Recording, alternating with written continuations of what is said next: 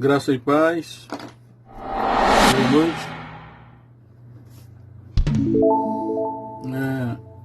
Iremos falar hoje, dia 19 de junho de 2020, sexta-feira. Iremos falar sobre o tema a autoridade de Jesus. A autoridade de Jesus. E queremos hoje assim refletir um pouco sobre este assunto, porque vemos que, de maneira geral, a pessoa de Jesus, Jesus Cristo, é considerada por muitos como meramente um líder religioso ou fundador de uma religião chamada cristianismo.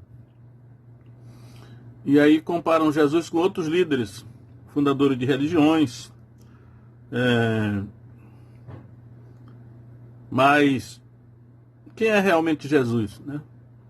Até mesmo muitos cristãos é provável que não saibam bem quem realmente é a pessoa desse homem chamado Jesus.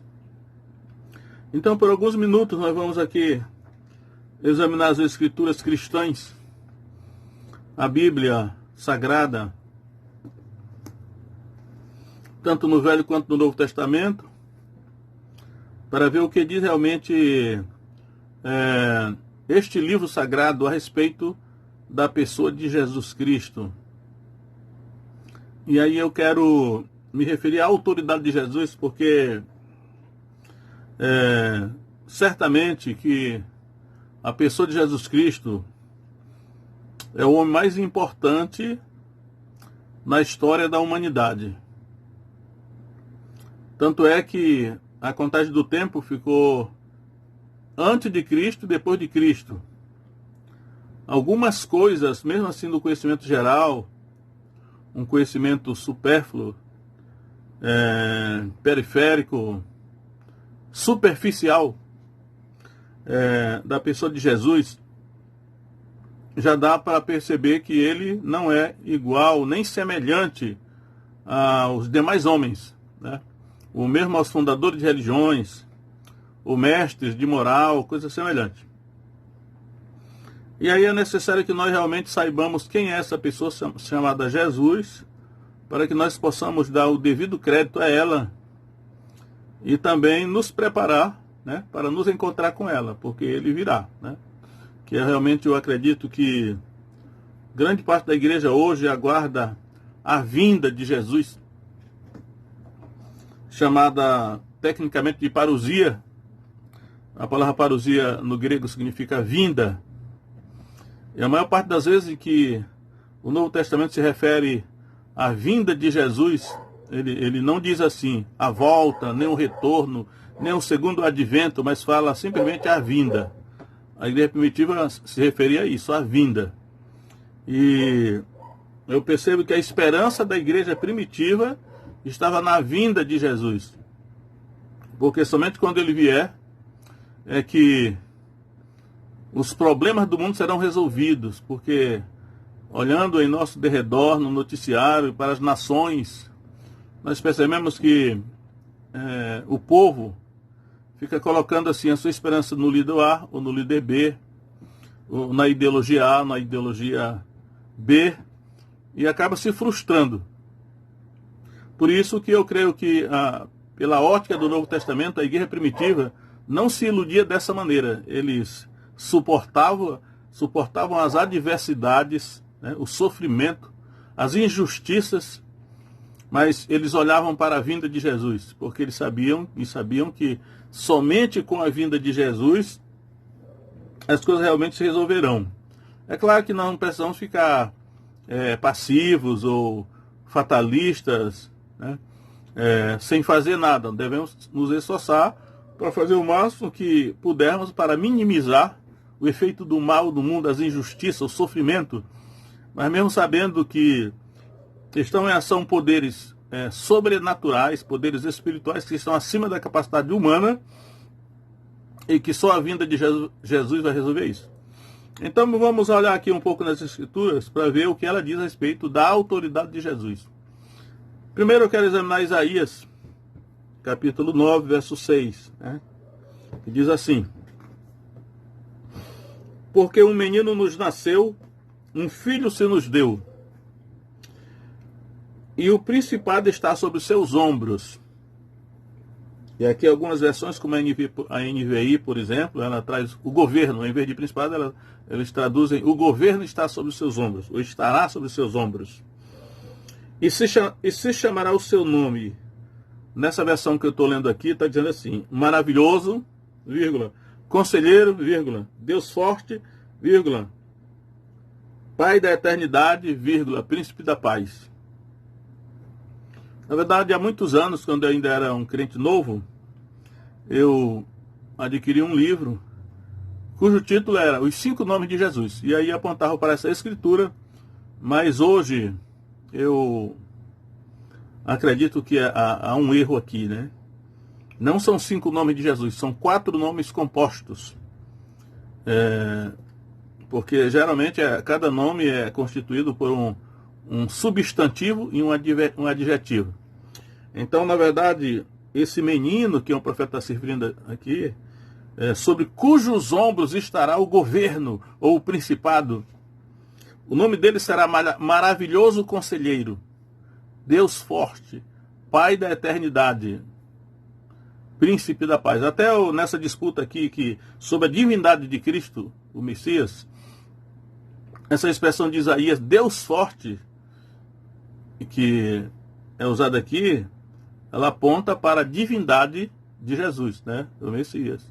Ele é o Filho de Deus. Eu digo sempre que Jesus é o Filho de Deus. Todo o Novo Testamento está recheado dessa expressão. Jesus é o Filho de Deus, né? Mas ele tem divindade igual ao Pai. Sempre digo que Jesus tem o mesmo poder que o Pai tem, mas não tem a mesma autoridade, porque na hierarquia da Trindade, o Pai está acima de Jesus na autoridade. E então, aí Isaías continua: do aumento deste principado e da paz não haverá fim, sobre o trono de Davi e no seu reino, para o firmar e o fortificar com juízo e com justiça, desde agora e para sempre. O zelo do Senhor dos Exércitos fará isto. É claro que isso aqui ainda não aconteceu, né, totalmente, porque quando assim, porque um menino nos nasceu, um filho se nos deu. Isso já aconteceu, né? O menino já nasceu, esse filho, que aí não qualifica que tipo de filho é, mas creio que é o Filho de Deus. Nesse caso, o Novo Testamento confirma isso. Agora, o governo dele sobre o mundo, né, ainda não aconteceu, né? Porque a pregação do Evangelho, ela é uma mensagem de conquistar os corações humanos. Por isso que ele diz, fazer discípulos, né, de todas as nações.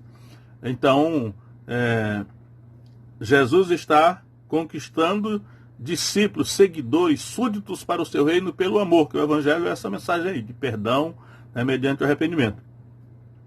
E quando ele fala aqui sobre o trono de Davi, naturalmente ele está contextualizando sobre a nação de Israel, porque o trono de Davi está lá, né? A linhagem messiânica é da família de Davi, por isso que Jesus nasceu na família de Davi. Então, mas olha só as coisas tremendas que o profeta fala, aí cerca de 700 ou 800 anos antes de Jesus nascer, essa profecia já foi escrita a respeito dele, né? Então, também nós vemos a autoridade de Jesus sendo registrada na profecia de Daniel 7,13. Vamos lá para Daniel 7,13, né, que Daniel, os profetas do Antigo Testamento, né? Mas Daniel 7,13 diz assim: eu estava olhando nas minhas visões da noite, e vi que vinha nas nuvens do céu um como filho do homem, e dirigiu-se ao ancião de dias, e o fizeram chegar até ele. E foi-lhe dado domínio, a honra e o reino, para que todos os povos, nações e línguas o servissem. O seu domínio é um domínio eterno que não passará, e o seu reino tal que não será destruído. Parece um eco da profecia de Isaías 9,6. E ainda no verso 27, agora falando não do rei, mas do reino, o Daniel vai escrever o seguinte, verso 27.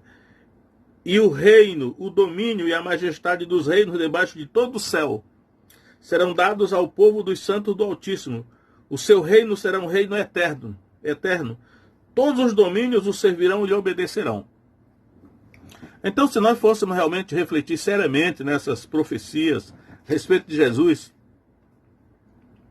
era para as pessoas tremerem e temerem, né? Com todo esse poder e toda essa autoridade que a profecia atribui a Jesus, né?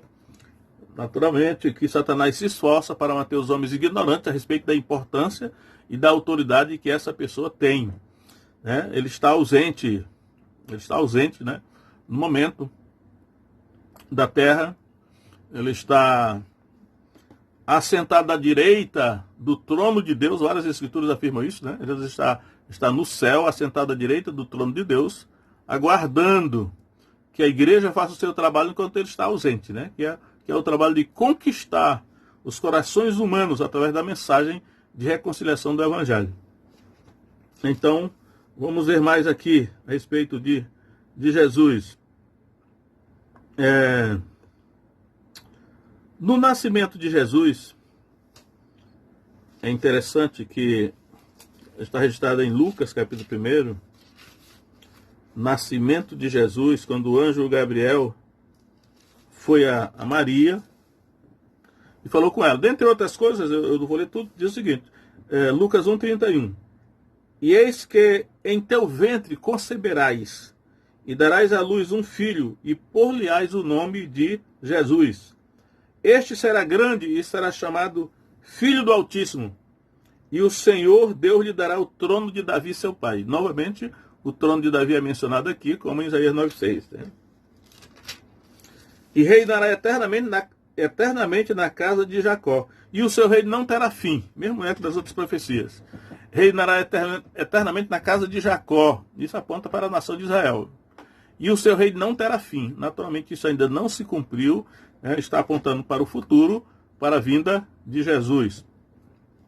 Então, é bom se preparar, né, para se encontrar com essa pessoa tão poderosa, com tanta autoridade, tão importante, que irá governar o mundo.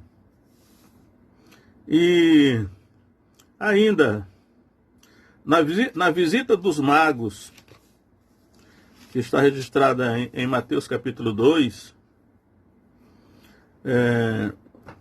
e aí os magos aqui, né?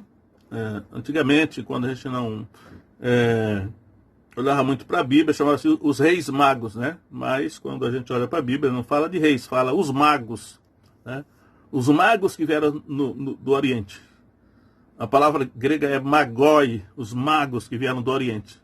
Naturalmente, se eu formos examinar a profecia de Daniel, ele fala muito lá no reino da Babilônia de magos, feiticeiros, sábios e caldeus, né? Vários nomes, mas esses magos vieram da Babilônia porque eles viram uma estrela. Dizem que eles eram estudantes de astrologia e prescrutavam os céus, né? E eles tinham conhecimento dessa profecia. Então, Mateus capítulo 2, verso 1 diz assim: E tendo nascido Jesus em Belém da Judéia, no tempo do rei Herodes, eis que uns magos vieram do Oriente a Jerusalém, dizendo: Onde está aquele que é nascido rei dos judeus? Porque vimos a sua estrela no Oriente e viemos adorá-lo. Então, viemos adorá-lo. Veja só, né? Esses magos que vieram do Oriente, acredito, alguns acham que foi da Babilônia, hoje seria o Iraque, mais ou menos. Viemos adorá-lo, né? Porque uma estrela estava guiando eles. E no verso 11 diz assim: E entrando na casa, acharam o menino com Maria, sua mãe, e prostrando-se o adoraram. Né? Então, abrindo seus tesouros, ofertaram-lhe dádivas, ouro, incenso e mirra. É claro que só faltou alguém dizer assim: grande foi a fé desses magos, né? Porque eles adoraram esse menino recém-nascido, porque acreditaram na profecia que eles com certeza ouviram por meio de Daniel. Daniel deixou uma história na Babilônia, e também porque eles seguiram essa estrela, né? Uma estrela veio guiando os magos. E há uma escritura que diz que quando a estrela chegou sobre a casa onde o menino estava, ela parou sobre a casa. Creio eu hoje que a estrela era um anjo, né? Até porque Apocalipse diz isso, né? As 7 estrelas que viste na minha mão direita são os anjos, os 7 anjos das 7 igrejas. Os anjos das 7 igrejas. Mas esses magos tiveram fé, né? E claro que eles tiveram sinais também para guiá-los até esse menino que nasceu. A outra escritura que eu quero ver aqui sobre a autoridade de Jesus, o Cristo ou o Messias. Acredito que os judeus falavam o Messias, né? Hebraico. Na sua vinda para os judeus, né? Eu acredito hoje que realmente a vinda de Jesus será uma só. Acredito que será uma vinda só. Só que essa vinda só, ela terá 2 focos. Um foco para os judeus e outro para os gentios. Então, a vinda para os judeus está em Mateus capítulo 19, onde diz o seguinte. Mateus 19, 28. Jesus está falando com os 12 discípulos, apóstolos. Então ele diz assim: E Jesus disse-lhes: Em verdade vos digo que vós, que me seguistes, quando na regeneração o Filho do Homem se assentar no trono da sua glória, também vos assentareis sobre 12 tronos, para julgar as 12 tribos de Israel. Então, essa palavra Jesus deu, porque Pedro havia dito o seguinte, né? Eis que nós deixamos tudo e te seguimos. Qual será então o nosso galardão?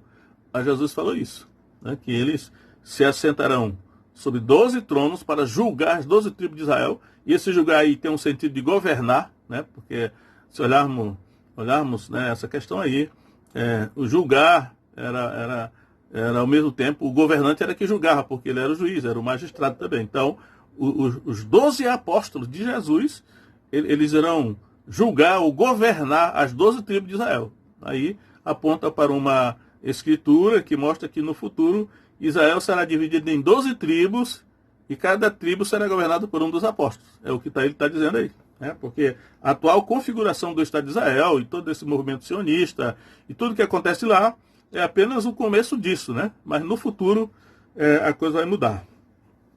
Então está aí a importância de Jesus, ele falando para os seus seguidores qual seria a recompensa para aquele judeu, né? Mas a vinda de Jesus para as nações, para os gentios, está em Mateus 25, 31, onde ele vai dizer o seguinte: E quando o Filho do Homem vier em sua glória, mesma linguagem que ele usa em 19, 28, quando o Filho do Homem vier em sua glória e todos os santos anjos com ele, então se assentará no trono da sua glória, e todas as nações, né? Veja que lá ele se refere às 12 tribos de Israel, aqui ele se refere a todas as nações, né? Sempre há esse contraste. E todas as nações serão reunidas diante dele, e apartará uns dos outros, como o pastor aparta dos bodes as ovelhas. Aí eu vou citar só o verso 46, que diz assim: E irão estes para o tormento eterno, mas os justos para a vida eterna. Então é bom atentar, porque para isso que está falando aqui, porque o próprio Jesus está falando isso, e ele virá para julgar, né? Ele virá para julgar, alguns serão salvos, outros serão condenados. Por isso que ele termina dizendo: Estes irão para o tormento eterno, mas os justos para a vida eterna. Então isso aí é uma coisa da mais alta importância, né? Que as pessoas deveriam se concentrar muito nisso, mas Satanás tem feito um tão grande trabalho de desinformação. Satanás que inventou a desinformação, a mentira, o engano, né? Eles dizem assim: não, isso é coisa religiosa, eu não sou um religioso. Isso não é coisa religiosa, não. Isso é coisa verdadeira, que vai atingir todos os seres humanos e todas as nações.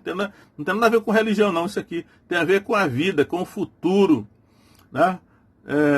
Com o que realmente vai acontecer através deste homem chamado Jesus, que vai vir, né? E quem tiver juízo se preparará para se encontrar com ele.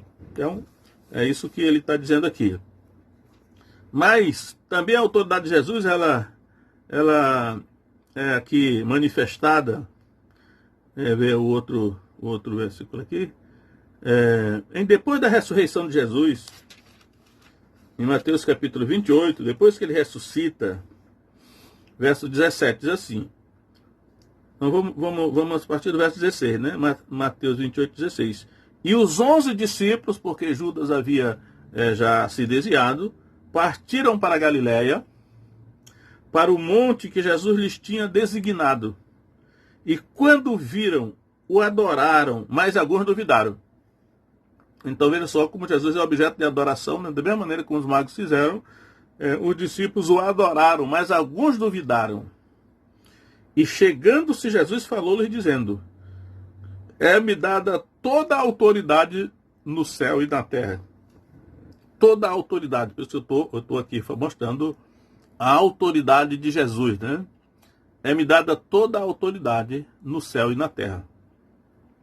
Então esse Jesus aqui, ele não é meramente um líder religioso ou um fundador de uma religião, né? Ou um mártir.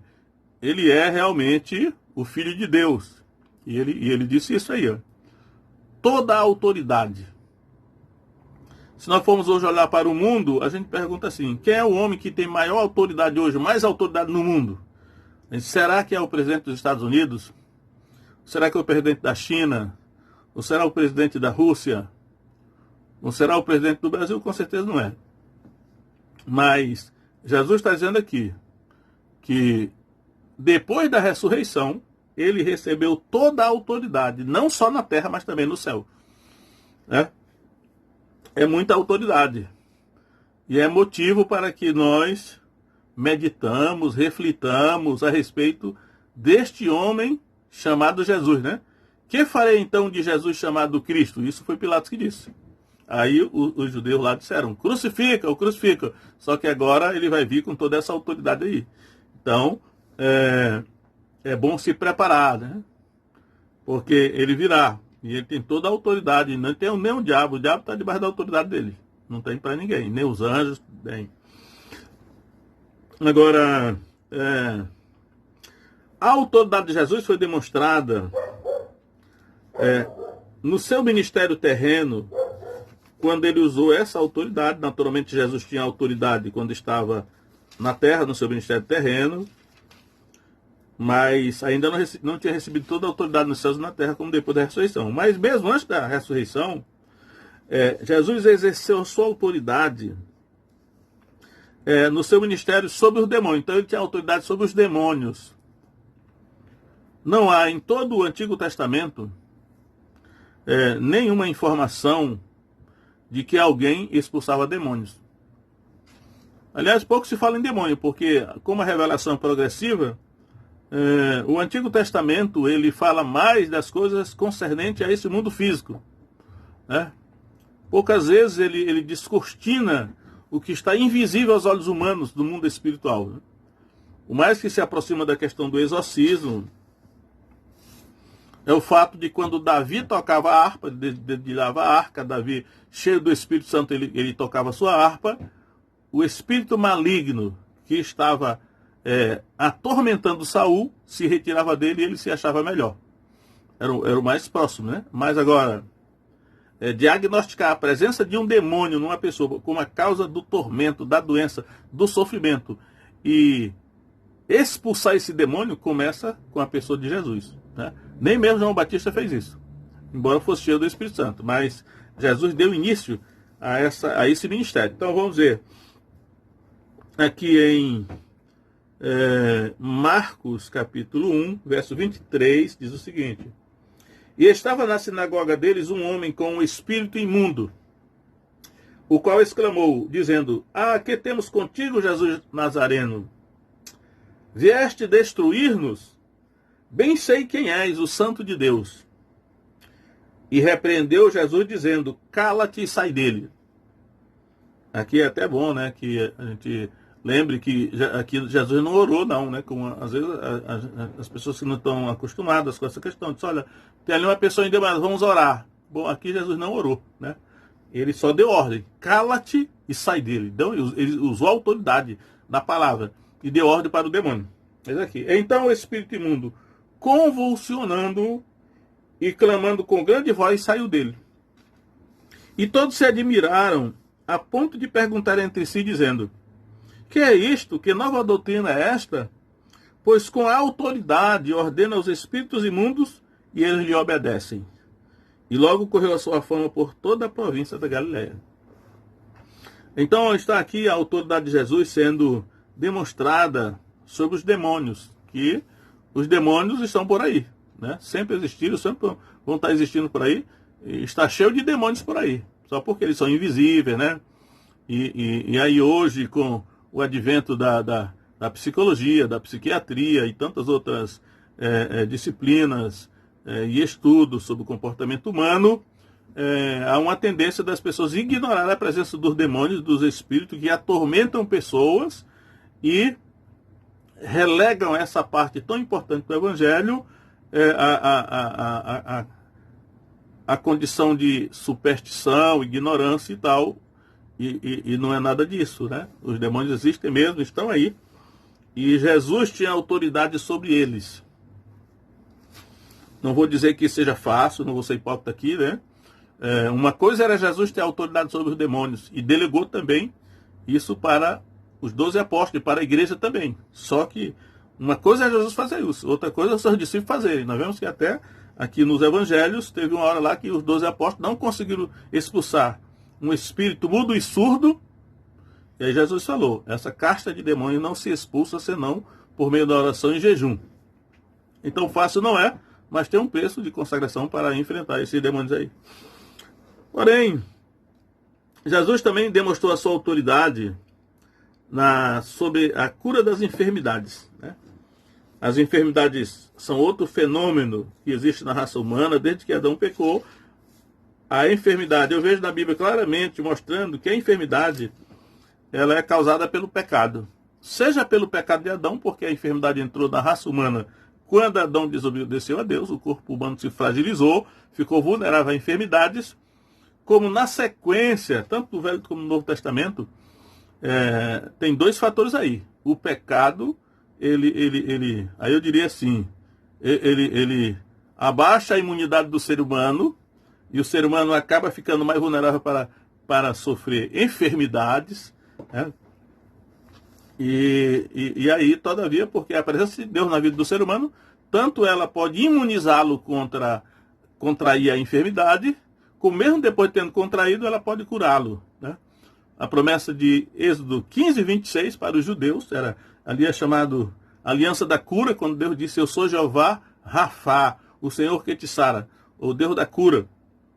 Ele disse: se vocês me obedecerem totalmente, nenhuma enfermidade eu enviarei sobre vocês, como enviei sobre os egípcios. E quando chega no Novo Testamento, ele não fala de que a pessoa não vá contrair enfermidade, porque toda a nação escolhida, que era Israel, estava cheia de doença e de demônios, né? E Jesus foi só curando enfermos e expulsando demônios para demonstrar a sua autoridade, coisa que nunca tinha acontecido. Então, em Lucas 4,40, diz o seguinte: e ao pôr do sol, todos que tinham enfermo de várias doenças lhe os traziam. Então ele, pondo as mãos sobre cada um deles, os curava. E também de muitos saíam demônios, clamando e dizendo: tu és o Messias, ou vou dizer o Messias que está o Cristo, né? Mas sendo os judeus falaram: tu és o Messias. Tu és o Messias, o Filho de Deus. E ele, repreendendo-os, não os deixava falar, pois sabiam que ele era o Messias. Os demônios sabiam que ele era o Messias, mas como não era o tempo ainda de Jesus se manifestar a Israel, por isso que Jesus proibia de que contassem aos outros, fizessem propaganda dos seus milagres, porque ele não queria ainda que Israel soubesse que ele era o Messias, né? Ou pelo menos ele não queria que soubesse por meio dos sinais. Só depois foi que ele autorizou, né, que falasse claramente que ele era o Messias. Então Jesus demonstrava sua autoridade sobre as enfermidades, né, sobre a expulsão dos demônios, né? E no seu ministério de ensino, vou voltar para Lucas de novo, Marcos, né? Marcos 1, 21, diz assim: entraram em Cafarnaum e logo no sábado indo ele à sinagoga, ali ensinava. E maravilharam-se da sua doutrina. Olha só, estou enfatizando aqui. Ensinava a sua doutrina, porque os ensinava como tendo autoridade e não como os escribas.